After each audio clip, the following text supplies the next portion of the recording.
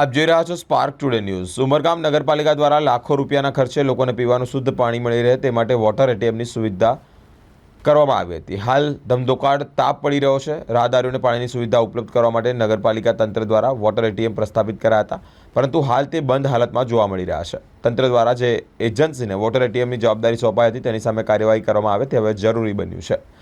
Water ATM બંધ હાલતમાં હોય ત્યારે લોકોએ આ પાણી માટે રૂપિયા ખર્ચવા પડ્યા હોય ત્યારે તંત્ર તાકીદે જ વોટર એટીએમની સુવિધા બહાલ કરે તે માટે હવે જરૂરી રહ્યું છે। હા, અહીંયા 5-6 મહિનાથી પાણી આવતું નથી અને અહીંયા નગરપાલિકાથી કોઈ એનું કંઈ નિકાલ કરતા નથી અને જલ્દીથી જલ્દી નિકાલ કરે એવી માંગણી છે અમારા રિક્ષાવાળા ભાઈઓની અને દરેક વ્યક્તિઓની।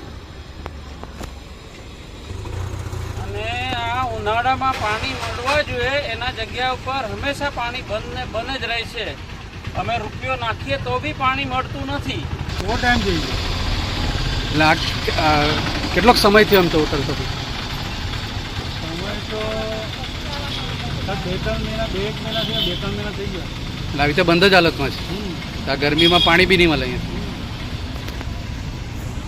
લોકો આવીને જાય છે, લોકો આવે પણ બિચારા હા, બે હોટલમાં આમ તેમ જાય બિચારા।